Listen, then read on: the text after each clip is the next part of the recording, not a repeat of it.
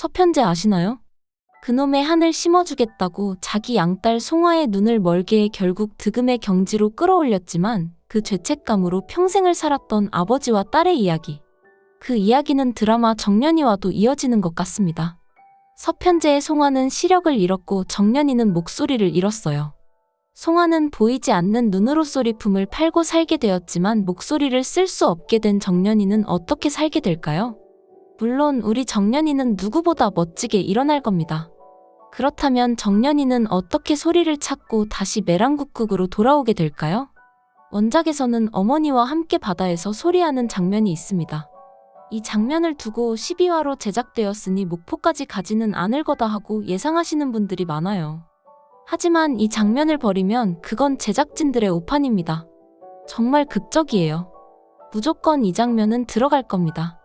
때문에 윤정년은 목소리를 잃은 후 목포로 향하는데요. 먼저 목이 망가졌던 어머니 채공선은 별천지 같은 세상을 누비고 살 것만 같았던 정년이마저 떡목이 되어 돌아왔으니 가슴이 찢어지는 것만 같을 겁니다.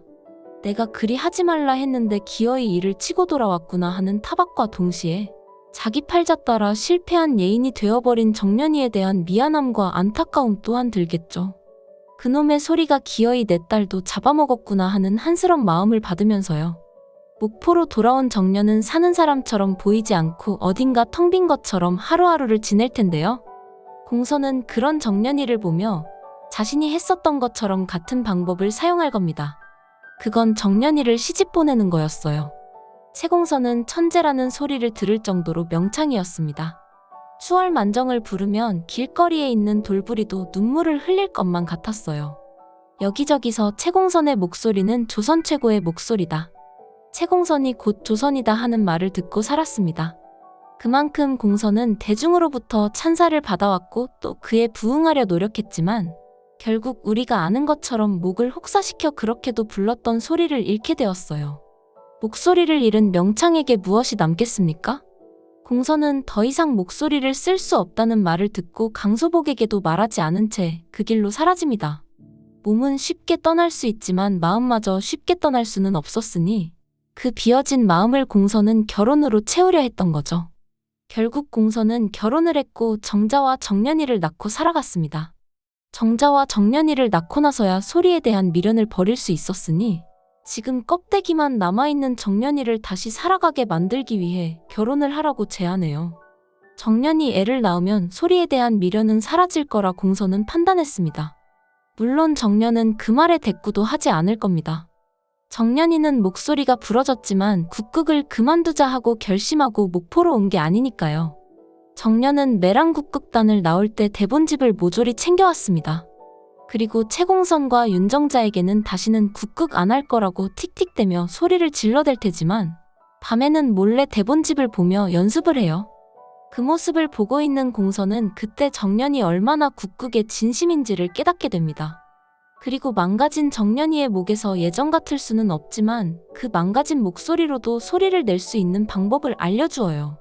그 모습을 바닷가를 배경 삼아 멋지게 보여줄 겁니다. 하지만 이건 웹툰의 이야기예요.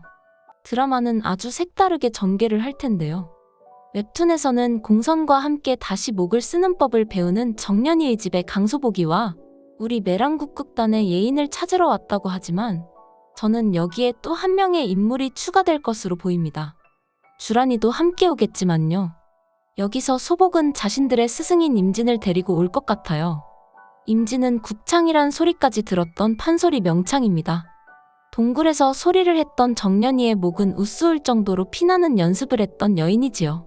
득음을 한 여인이니 목이 부러진 정년이의 상태가 어떠한지 정확히 파악하고 그 나오지 않는 목으로도 발성을 할 수 있게 만들어줄 것입니다. 또한 목소리를 잃은 천재이자 자신의 애제자였던 공선을 만나 너는 소리에게 졌어. 목소리가 나오지 않으면 나오지 않는 목소리로 소리를 만들어내는 것이 명창이다.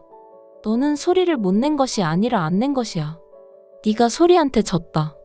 헌데 너의 딸 정년이는 겁을 내지 않아. 목소리가 끊어질 듯 위태로워도 네 애는 두려워하지 않고 소리를 만들려 한다. 윤정년은 예인이다. 예인에 대한 존중으로 너는 네 딸을 대우해야 한다라고 말하며 공선에게 단호한 목소리로 선언했습니다. 내가 윤정년을 가르치겠다.